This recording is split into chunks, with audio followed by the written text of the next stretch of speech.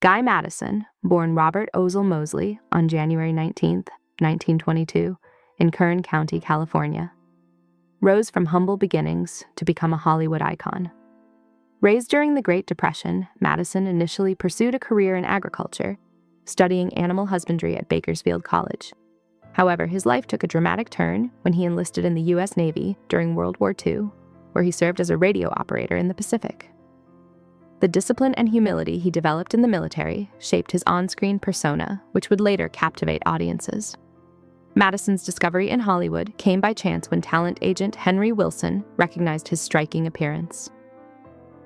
His first screen role in Since You Went Away, 1944, was a small, uncredited part, but it marked the beginning of a rapid ascent to stardom, earning him recognition and a contract with David O. Selznick. Rising fame and the adventures of Wild Bill Hickok. Madison's career truly soared with his role in The Adventures of Wild Bill Hickok, which became one of the most beloved television series of the 1950s. Airing from 1951 to 1958, the show solidified his place in pop culture as the rugged, charismatic cowboy hero. Dressed in iconic cowboy attire, Madison's portrayal of Wild Bill Hickok, with sidekick Jingles, played by Andy Devine, captivated millions of viewers. The series was groundbreaking, being one of the first to be broadcast on both television and radio, allowing Madison's face to be seen by audiences across the nation. His popularity extended beyond the small screen as he became a household name with fans of all ages. Madison's all-American image was one of stoic heroism combined with down-to-earth warmth, making him a star both on and off the screen. Transitioning to spaghetti westerns and European film. Though Madison's early career was marked by westerns and adventure films, he adapted to changing times by shifting to international projects, particularly in Europe. During the 1960s, he starred in numerous spaghetti westerns and war films, primarily shot in Italy. These European films, though lower budget compared to his Hollywood projects, allowed Madison to continue his career in the genre he was most associated with. His commitment to professionalism, even in these smaller productions, ensured his continued success abroad. The spaghetti western genre, which was gaining popularity in Europe, allowed Madison to maintain his status as a recognizable and respected actor, particularly in Italy, where his face became as familiar as ever. He embraced this new direction with a sense of adventure, ensuring that his career remained relevant despite the decline in Hollywood westerns. A personal life, shaped by love and loss. Guy. Madison's personal life was far more complicated than his public image suggested. In 1949, at the peak of his fame, Madison married actress Gail Russell, a star known for her beauty and emotional performances. While their marriage appeared glamorous to the public, it was strained by Russell's struggles with alcoholism and social anxiety.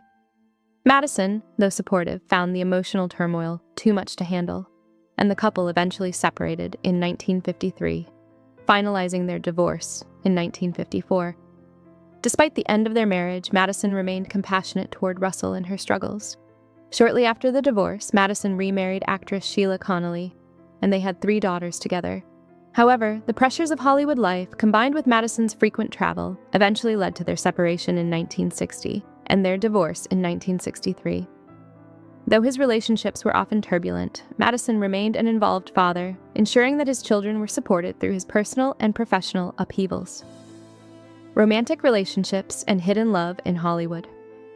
While Madison's marriages were well publicized, his true romantic relationships were far more private and secretive. In a posthumously published memoir, Madison reveals intimate details about the relationships he had with several closeted actors during Hollywood's golden age. These connections were deeply meaningful, yet shrouded in secrecy due to the harsh social climate of mid-20th century America, where being gay in Hollywood could destroy an actor's career. Madison reflects on his relationship with Ramon Navarro, the silent film star known for his role in Ben-Hur. Their meetings, often in quiet corners of West Hollywood or in the peaceful isolation of Palm Springs, provided a refuge from the harsh public scrutiny they faced. Madison recalls the peace they found in these stolen moments, which were a stark contrast to the anxiety of their public lives. Tyrone Power and the burden of Hollywood's expectations. Madison's memoir also sheds light on his brief yet intense relationship with the swashbuckling actor, Tyrone Power. Power, whose bisexuality was often whispered about but never openly discussed, was a man conflicted by the expectations of Hollywood. Madison describes Power as charismatic but burdened, always carrying the weight of a public persona that clashed with his private truths. Their relationship, though brief, was a refuge for both men. It was in these quiet, candid moments when the cameras were off that Madison and Power shared an understanding of what it was like to love in secret, away from the prying eyes of Hollywood. Madison's reflections on Power's struggles highlight the emotional toll that secrecy took on many of the stars of that era who lived with constant fear of exposure. Anthony Perkins, Love in the Shadows. Another name that Madison reveals in his memoir is Anthony Perkins, the actor best known for his role in Psycho.